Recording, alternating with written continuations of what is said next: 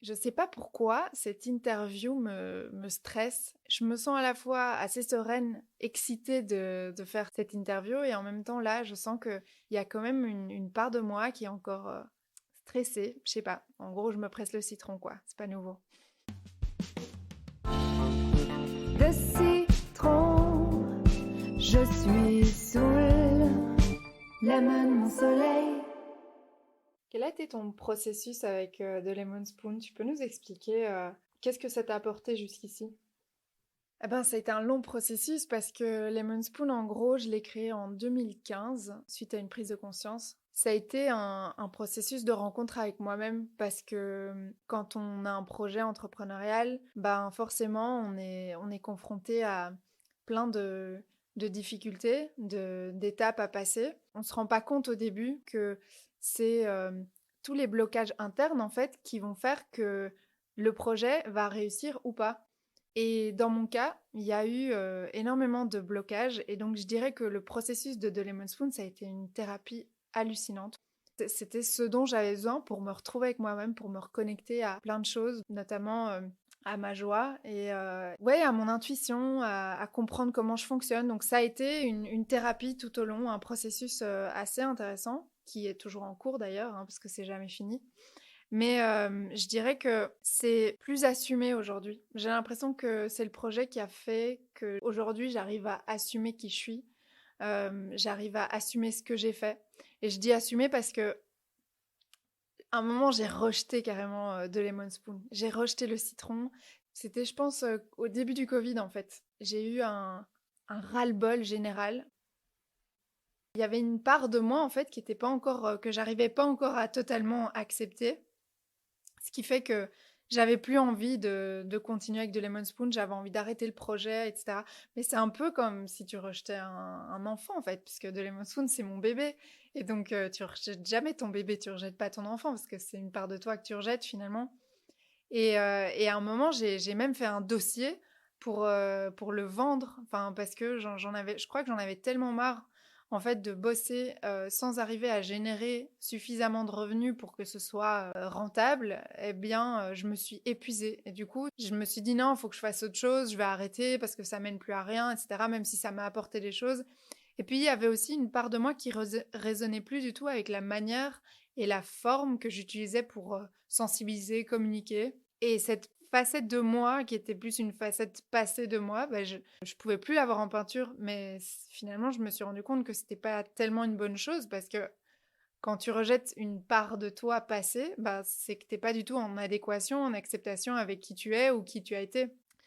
Et ça, je l'ai pas compris tout de suite. Je me suis dit, bon, bah, je fais un dossier, je vois ce que ça vaut, tout ce que j'ai créé, et j'essaye de trouver des repreneurs ou de trouver des gens qui ont envie de continuer l'aventure Lemon Spoon, mais ce sera plus vraiment moi. Ou alors, je garderai un rôle, mais je serai plus le rôle principal. Et là, bah, de toute façon, la vie, elle fait en sorte que ça prenne dans cette direction, que ça prenne pas. Et là, en l'occurrence, c'est vrai que j'ai pas envoyé le dossier à 1000 personnes. Je me suis pas foulée. Je me suis dit, bah, si ça prend, ça prend. Et si ça prend pas, c'est que ça doit pas aller dans ce sens. Et en effet, j'ai jamais eu de retour avec ce dossier. Et je me suis laissé le temps, en fait, de comprendre qu'est-ce qui m'arrivait, pourquoi j'avais plus du tout envie de faire ce projet, pourquoi je le rejetais. Et la conclusion, c'est simplement que c'était vraiment une part de moi que j'acceptais pas encore. Et donc ça a été tout un processus ces dernières années où j'ai fait un peu une pause, on va dire. J'ai plus été aussi active qu'au départ. Puis il y a aussi le Covid qui a fait que toute mon équipe, j'ai dû m'en séparer. Et puis je me suis de nouveau retrouvée toute seule dans ce projet. Je me suis vraiment questionnée sur qu'est-ce que j'ai envie qu'il devienne. Est-ce que j'ai toujours envie de faire ça? Et ça a été vraiment jusque maintenant, en fait, jusqu'aujourd'hui, où j'en fais quelque chose d'autre. Bientôt, je raconterai plus tard ce que je vais en faire, mais ça a été vraiment tout un processus de réconciliation avec cette part de moi que j'acceptais pas. Et là, maintenant, j'ai un regain d'énergie. Je me suis rendu compte que finalement, le citron, c'était vraiment ma médecine, quoi. Et c'était ça que je devais accepter. L'image que j'avais créée de Lemon Spoon, c'était pas seulement l'image du début, mais cette image, elle pouvait évoluer et elle devait en fait évoluer selon moi et selon mon évolution. Et je pouvais la faire évoluer. Donc finalement, aujourd'hui, je suis super contente et à la fois super excitée et en même temps j'ai peur parce que je me rends compte que c'est un renouveau, c'est une nouvelle partie de moi que je vais exposer d'une certaine manière. Et puis l'aventure va continuer parce que le liant de toute cette aventure, ça a toujours été le citron, bah tu le sais. Et, euh, et voilà, le citron finalement j'adore et je crois pas qu'il y a un jour dans ma vie où j'aurai envie de rejeter cette part de moi.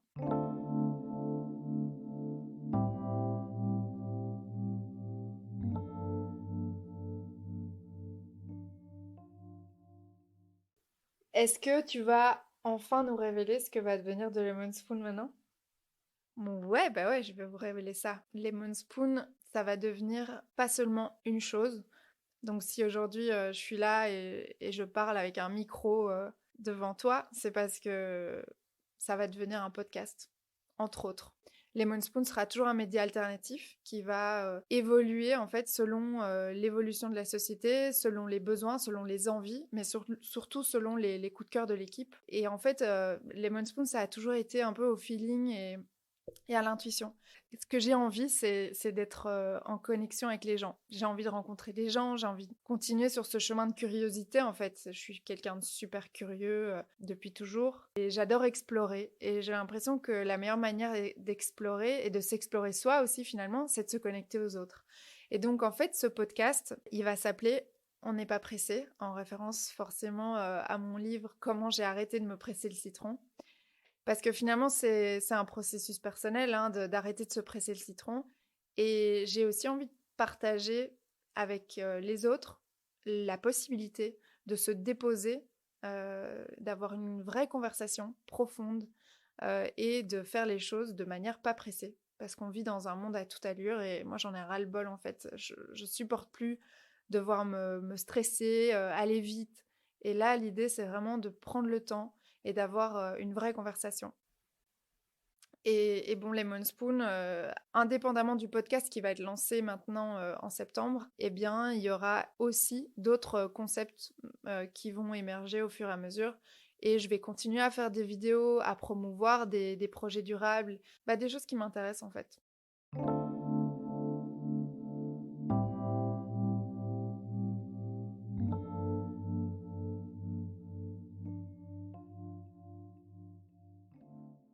Et pourquoi un podcast? Il y a vraiment un truc que j'ai remarqué, c'est que tisser des liens quand t'es pressé, quand tu fais pas, tu prends pas le temps de faire les choses, c'est compliqué parce que j'ai l'impression que quand tu tisses des vrais liens, c'est vraiment quand tu rentres dans l'intimité des autres. Et donc un podcast, c'est une forme de communication pour moi qui est assez intime parce que c'est audio. Bon, ici en l'occurrence, on filme aussi, mais on dévoile pas toute la vidéo après. Et donc l'idée ici, c'est vraiment de créer un cocon, une intimité. Et je trouve que le podcast, c'est vraiment le meilleur moyen de créer cette intimité.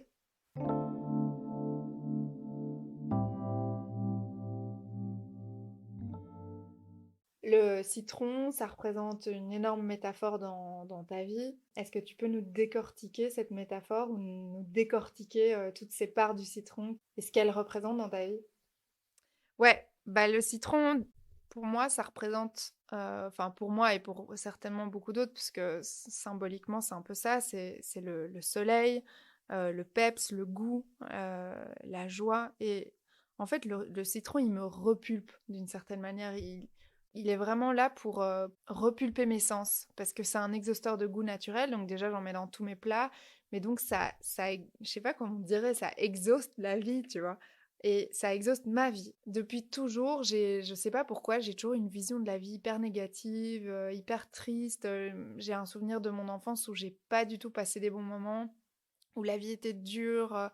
Je voyais toujours le côté vraiment négatif. J'ai toujours eu du mal à me reconnecter à ma joie. Et depuis que bah, j'ai créé Lemon Spoons, je crois que le citron, c'est ça que ça m'apprend. C'est chaque fois que je vois un citron, c'est ah, oublie pas, essaye de voir le côté positif des choses, essaye de reconnecter à ta joie. Et voilà, c'est un peu mon soleil intérieur, le citron. Et ouais, c'est aussi très exotique. Et bon, évidemment, moi, j'ai beaucoup d'affinités avec les pays du Sud en général. Je n'ai pas hyper bien vécu de grandir dans le Nord parce que j'ai tout le temps froid. Et donc, pour moi, le citron, c'est vraiment l'exotisme qui manquait à ma vie. Et puis ici, dans le cadre du podcast, c'est vrai que je vais faire mordre les gens dans le citron parce que, bon, Le citron, quand tu mords dedans pour la première fois, c'est comme la première fois que tu sors de ta zone de confort, c'est désagréable, ça pique, enfin on grimace, ça crée vraiment un état de changement. Mais après, tu te rends compte que c'est pas si désagréable que ça te plaît en fait, et ça t'apporte, ça a énormément de vertus pour ta santé. Et donc voilà, ça c'est la métaphore du citron. Et puis il y a aussi, le citron représente le changement, d'une certaine manière, la transition, la mutation. Et puis il y a aussi cette métaphore que j'aime bien par rapport au pépin du citron. Dans le podcast, je vais poser une question aux invités qui est quel a été ton plus gros pépin dans ta vie? Quand on dit j'ai eu un pépin, c'est en général quelque chose de négatif. On se dit ouais, j'ai eu un problème quoi. Mais pour moi, les problèmes, c'est finalement des énormes cadeaux. Et donc le pépin, c'est pas forcément quelque chose de négatif, au contraire. Parce que quand tu plantes un pépin, il y a un citronnier qui pousse, et il va donner des fruits à terme. Et donc dans un seul pépin, il y a toute l'information de la vie. Il y a vraiment une intelligence supérieure qui est celle de la nature. Et donc dire que on a un pépin, c'est un problème, non, parce que finalement, c'est là que tu te rends compte que tous tes problèmes t'invitent souvent à évoluer, en fait, même pas souvent, toujours. Ça dépend comment tu le vois, parce que moi, par exemple, je serais pas là, j'aurais pas créé Lemon Spoon si de base, j'avais pas été en souffrance. Si de base, j'avais pas été négative, j'aurais pas eu besoin de citron. Donc tout ça est juste et normal. Tu peux nous expliquer c'est quoi la particularité de ton podcast? Le principe, c'est de toujours de faire mordre les gens dans le citron comme un état de changement, de les inspirer en fait à changer des petites choses en eux, à se dévoiler. Et l'idée, c'est donc de prendre le temps et puis de voir ce qui émerge parce que moi, j'ai une fâcheuse tendance à vraiment vouloir tout contrôler, tout soit parfait. J'ai un côté méga perfectionniste.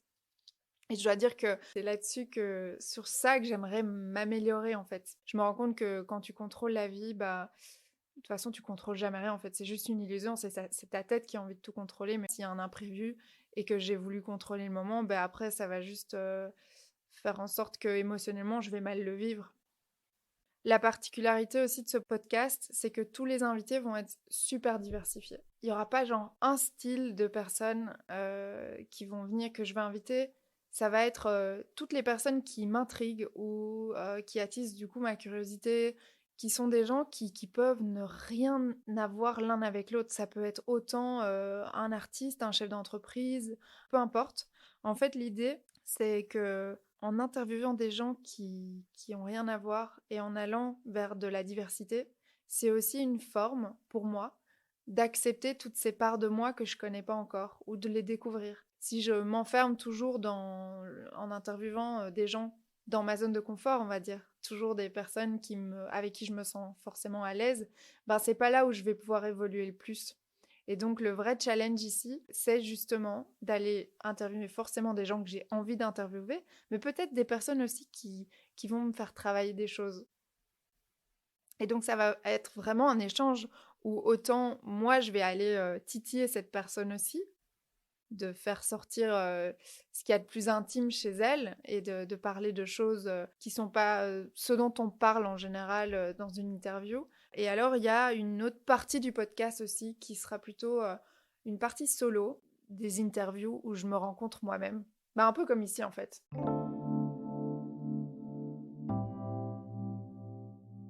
Mais c'est marrant le nom que tu donnes à ce podcast parce que t'es plutôt quelqu'un de pressé toi à la base, non? Non. Ouais, franchement, de base, c'est mon tempérament. Je suis quelqu'un de pressé, je suis quelqu'un d'anxieux, je suis quelqu'un de stressé. C'est une manière de nouveau, hein. Chaque projet évolue selon son fondateur, j'ai l'impression. Donc, c'est une façon de me parler à moi-même, en fait, aussi, de dire, de créer un podcast, on n'est pas pressé. Dans le podcast, il y a une question que tu vas poser aux invités qui est, c'était comment ta première fois? Du coup, pourquoi cette question? Et surtout, raconte-nous ta première fois. Ça, c'est typiquement une question qui pour moi, est souvent tabou, où on est souvent mal à l'aise ou gêné. D'ailleurs, je vais essayer de pas être mal à l'aise en racontant. Je suis déjà mal à l'aise, tout va bien. La question, elle est très ouverte parce que dire c'était comment ta première fois, Bah, tout de suite, évidemment, on a l'impression qu'on parle de cul et qu'on doit raconter c'était quoi la première fois où on a fait l'amour. Mais pas forcément, en fait. Il y a tellement de premières fois dans la vie d'une femme et d'un homme. Toutes ces premières fois, c'est toutes les fois, bah, forcément, on sort de sa zone de confort et on découvre une autre part de nous-mêmes. Et j'aime bien, en fait, ce suspense. J'aime bien le fait de poser cette question, de voir la tête des gens, de se dire «Oh, elle veut vraiment que je raconte ma première fois et comment c'était, et en détail, etc.» Mais ça, c'est selon chacun. J'oblige personne à raconter sa vraie première fois en parlant de sexe. Donc, ça va être une question assez ouverte. Et puis, moi, je serai assez ouverte, du coup, à recevoir n'importe quelle réponse, finalement. Mais si j'ai envie de jouer le jeu, eh ben, moi, je vais quand même raconter ma première fois. En fait, j'ai vraiment une prise de conscience récemment, c'est que, en fait, la sexualité, c'est un sujet méga tabou. D'ailleurs, récemment, j'ai fait une chronique sur la sexualité qui a été difficile parce que j'ai l'impression que je me suis mise à nu et en même temps, c'est sorti de mes tripes et je sentais que j'avais besoin d'en parler comme ça. Mais la sexualité, c'est forcément ça fait partie de nous puisqu'on est tous nés d'un acte sexuel, mais je veux dire par là que ça devrait être quelque chose de beaucoup plus naturel, ça devrait être moins tabou. Et donc j'ai l'impression que c'est un sujet super important et j'ai envie de le démystifier complètement. Et c'est pour ça aussi que je pose cette question. Parce que ça met du piment et parce que c'est vraiment rentrer dans une intimité. Et donc pour en venir, parce que je tourne autour du pot là, pour pas en venir au fait, mais moi je vais vous raconter ma première fois. J'avais 15 ans, j'étais en couple depuis 2 mois. Le gars, enfin, mon premier grand amour, on va dire. Enfin non, c'était pas mon premier grand amour, j'en avais déjà eu un autre avant, mais on avait fait que des bisous. Donc je sais pas si ça compte. Lui, il était un peu plus âgé que moi, il avait 17 ans et il avait déjà fait l'amour pour la première fois. Et moi, j'étais vierge. Et donc, il était hyper respectueux, il me disait non, mais prends ton temps, quand t'es prête, on le fera, etc. Même s'il faut, j'attendrai 3 4 mois et tout. Et je me rappelle que moi, au début, j'étais pas prête, j'avais vraiment besoin de me sentir en confiance avec lui, j'avais hyper peur et tout. Un jour, je me suis dit, bah, je suis prête, et ça faisait 2 mois qu'on était ensemble. Et moi, j'avais un principe à l'époque, c'est que si j'embrasse un mec, je pouvais pas coucher avec lui avant 1 mois, parce que sinon, ben, ouais, enfin, je crois que j'avais une image de moi comme si c'était sale, que j'étais une pute ou quoi si je faisais ça avant, alors que c'est ridicule en fait. On va pas, ça se calcule pas en termes de temps, mais en termes de qualité, de respect et de comment ça se fait, avec qui, etc. Et puis même, dans tous les cas, chacun fait ce qu'il veut de son corps et c'est pas pour ça qu'on doit le juger. Mais bon, voilà, moi j'avais ces jugements envers moi, donc je m'étais mis des principes et là ça faisait 2 mois, donc je disais ah, c'est bon, je crois que j'ai assez attendu, je me sens prête, j'ai confiance en lui. Et je me rappellerai toujours de cette première fois parce que eh ben, j'ai eu super mal, vraiment j'ai eu trop mal et j'ai eu tellement mal que j'ai hurlé et bon, heureusement dans la maison il n'y avait pas les parents, j'étais chez lui.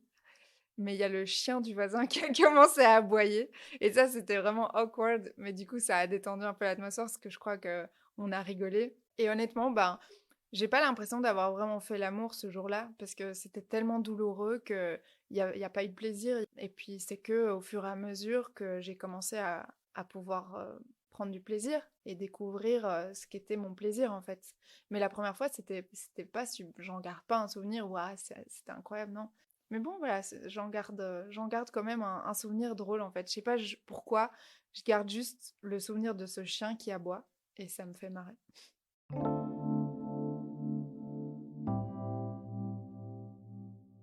Est-ce que tu peux nous parler du jingle du podcast? Comment est-ce que tu l'as composé?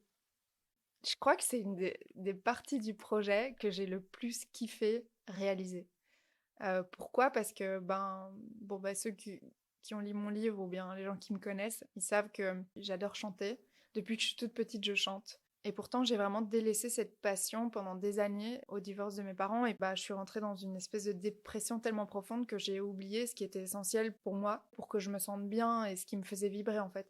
Et donc, j'ai mis ça de côté pendant des années. Et puis, finalement, depuis quelques années, je recommence doucement à chanter, à m'y remettre, à faire des jams avec des potes. Et petit à petit, j'ai fait aussi des cours de chant, des stages. Et je me rends vraiment compte que c'est la manière, la forme d'expression qui me plaît le plus. C'est en train de se mettre. Là, j'ai des projets, j'ai un projet musical dans ma tête. Et là, il faut juste que je trouve le temps de le mettre en place et de commencer à en faire une habitude, en fait. Parce que quand ça fait des années que tu n'as plus fait ça dans ton quotidien, c'est créer une nouvelle habitude. Mais bon, quand c'est quelque chose qui te fait du bien, en principe, ça devrait être facile. Mais dans mon cas, c'est pas si évident de le remettre en place. Et donc, pour revenir sur le jingle, j'ai fait un stage de chant à Paris de 3 jours au cours Florent Musique. Il y a, je sais pas si c'était il y a 1 an, 2 ans, un truc comme ça. Le but du stage, c'était en 3 jours d'écrire, de composer et de chanter une chanson. Il fallait décider quel allait être le sujet de la chanson le premier jour, et moi j'étais là, ben forcément, moi mon sujet c'est le citron, c'est le liant de tous mes projets, donc la première chanson que je dois écrire, ça va être une chanson sur le citron. C'est sûr. D'ailleurs, en parlant de citron, j'ai très envie de boire un petit eau citronnée là. Ah, ça fait du bien. Donc, j'ai écrit cette chanson sur le citron. Et puis, ce projet, à la base, j'allais rien en faire. Et puis, je me suis dit, bah, tu sais quoi, en fait, j'ai envie de terminer ce projet. Parce que j'étais pas 100% fan de la chanson telle qu'elle était. Et je m'étais dit, mais en fait, je peux reprendre cette base et en faire autre chose. Et donc, j'ai commencé à la réécrire.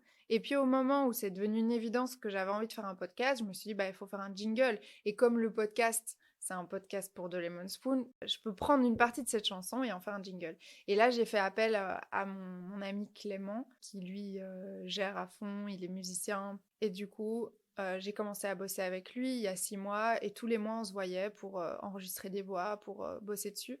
Et en fait au début on bossait sur la chanson et puis après on a pris une partie de la chanson pour bosser sur le jingle. Donc l'idée en fait maintenant, bah, je suis encore un peu en train de spoiler un prochain projet, mais la chanson elle sortira je sais pas quand parce que là on doit encore la terminer, mais ça c'est un projet futur.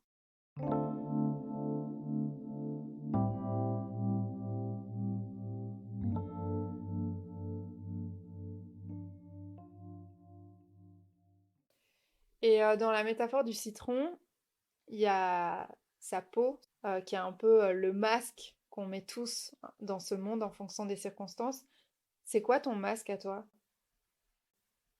L'écorce, c'est le masque. C'est la manière dont on se montre au monde. Et je dirais que ma toute première écorce très visible, là, en l'occurrence, ce sont mes lunettes jaunes. Et il y a beaucoup de gens qui sont là, mais pourquoi tu portes des lunettes jaunes? Pour moi, les lunettes jaunes, c'est un peu une protection. Parce que bah, à travers le regard et les yeux, on décrypte beaucoup. Et moi, je suis un livre ouvert en général. Je sais pas cacher mes émotions, je suis hypersensible.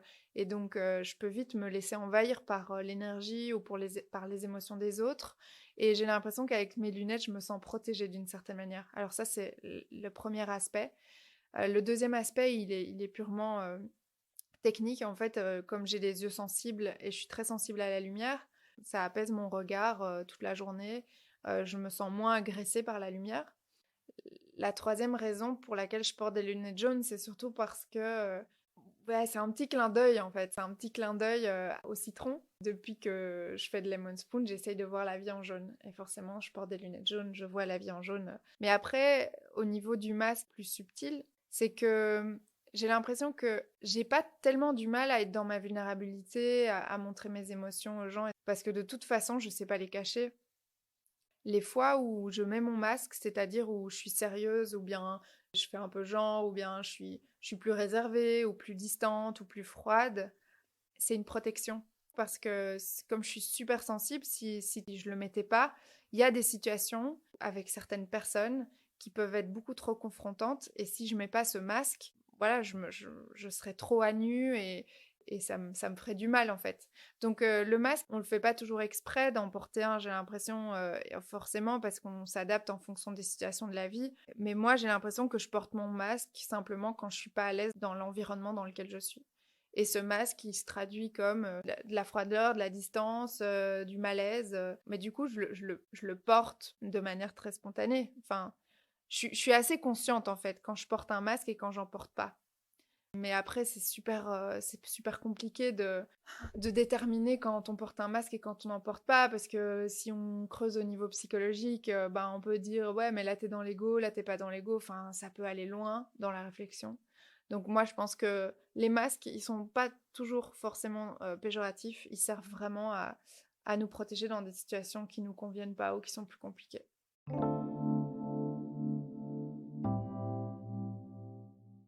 Il semble que tu as carrément changé d'identité ces dernières années. T'es passée de Caroline à Carolina, et puis maintenant c'est Lina. Pourquoi? Ouais, je crois qu'on me prend un peu pour une schizophrène.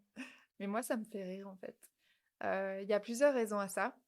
D'abord, quand j'ai écrit mon livre, j'ai fait une recherche sur Facebook tout simplement. J'ai tapé Caroline Vermersch et il y en avait des centaines.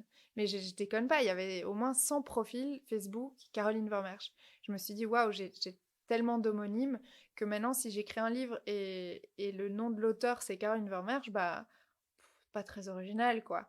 Donc j'ai voulu me trouver un nom d'artiste, un nom d'auteur. Et je me suis dit, bah, je vais juste changer le E de Caroline en A pour faire référence à mes affinités avec l'Espagne. J'adore parler espagnol. Donc, ouais, Carolina, ça me semblait plus original. Et puis, c'était pas un gros changement. On se dirait, bah, c'est qui elle en fait? Les gens allaient faire le lien tout de suite. Donc, Carolina, c'était vraiment devenu mon nom d'auteur. Ça l'est toujours d'ailleurs. Et puis, j'ai jamais vraiment aimé les longs prénoms. Et on m'a toujours appelée souvent Caro, pour les gens qui me connaissent bien. Il y a un ami qui parle aussi espagnol, qui à un moment m'a appelée Lina. Et j'ai trouvé ça trop beau. Et je me suis dit, bah, au fond, pourquoi on prend toujours le diminutif du début du prénom et pas la fin? Donc je me suis dit, bah non, au lieu de Caro, on peut m'appeler Lina. Et il y a une petite anecdote que j'aimerais raconter, c'est que mon père est venu passer des vacances avec moi et il a un ami qui lui a envoyé un message au début des vacances en disant «Et passe un bon séjour avec Caro, Lina, Carolina et Caroline». Et ça m'a fait trop triper quoi, parce que en gros ce que son ami disait c'était bah passe un bon séjour avec ta fille, mais elle a genre 15 prénoms différents.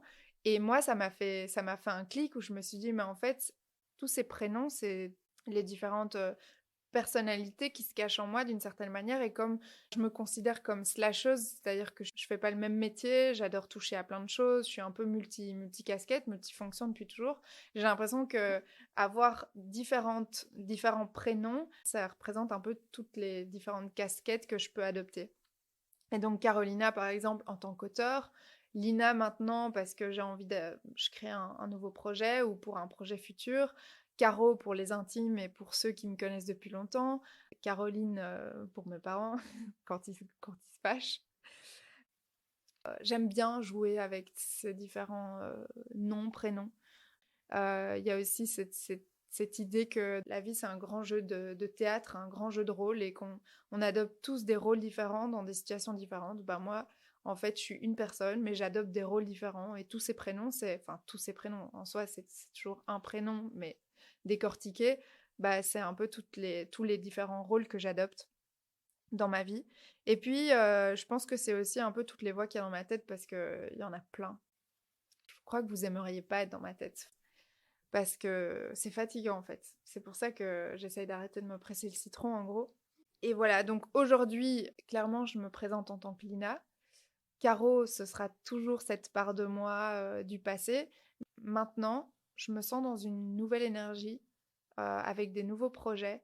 Et du coup, c'est comme un renouveau, une espèce de renaissance, le fait de changer d'identité.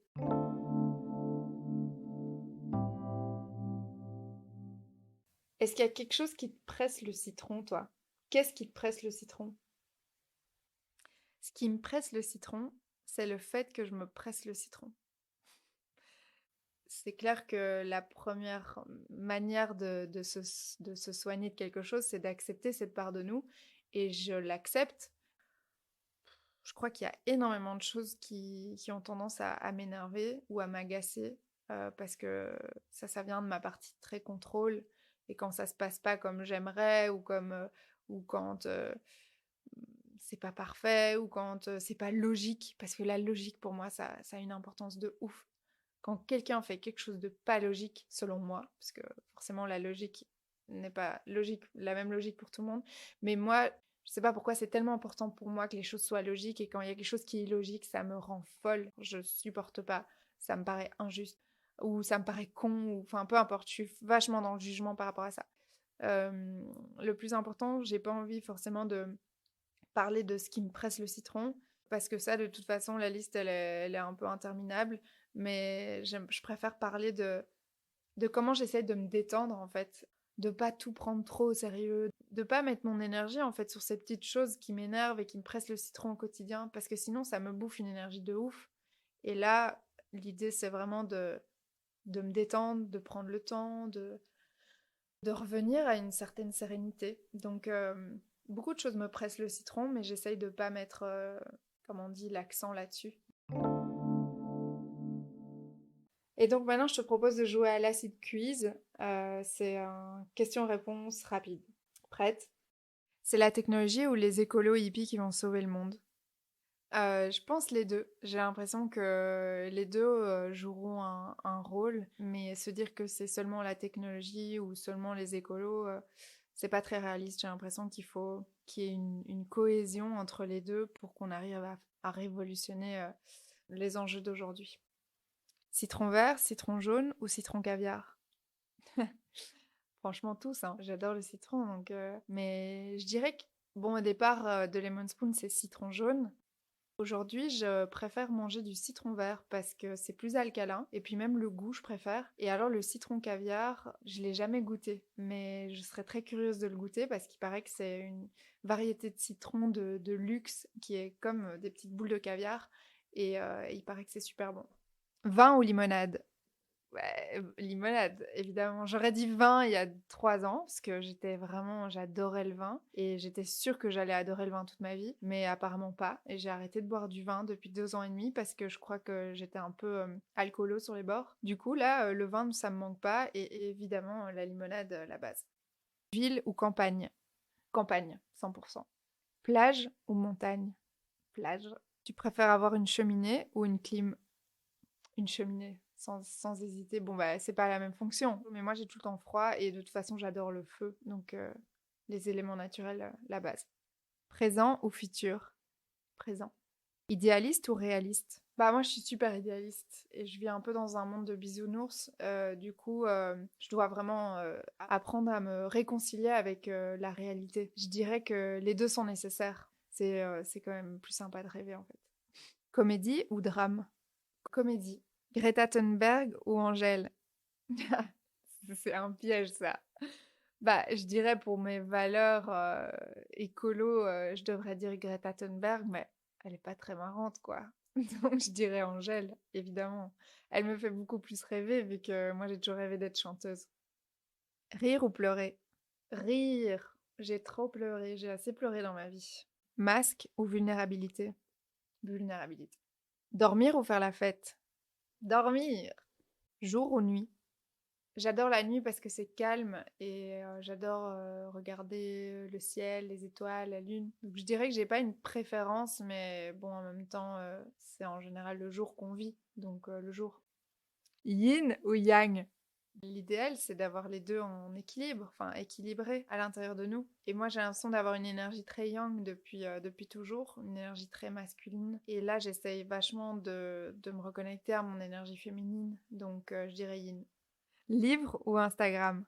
Livre. Instagram, j'adore, mais c'est plus addictif et le livre, ça m'apaise plus. Manger à la maison ou au resto?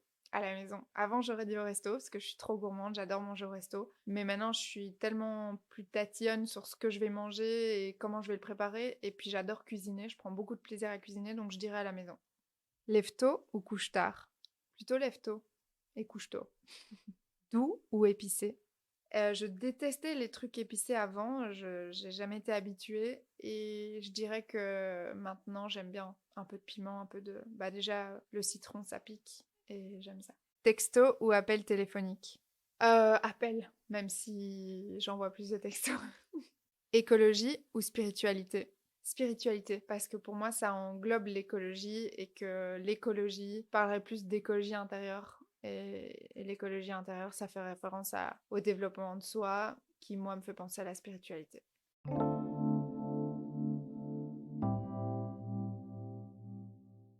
Est-ce que tu veux ajouter un petit zeste pour ceux qui nous écoutent? Une autre phrase qui dans ma vie, peut beaucoup m'aider par rapport à ma partie control freak, c'est vivons d'imprévus, c'est moins long à organiser. Bah, c'est sûr que quand on vit d'imprévus, on peut pas toujours vivre d'imprévus. Mais quand on organise trop les choses, on passe énormément de temps à y penser. Et je perds beaucoup de temps à penser, à organiser, alors que finalement, ça va jamais se passer exactement comme je l'avais prévu. Donc autant se laisser porter par le flot de la vie, en fait. Je pense que c'est une bonne leçon.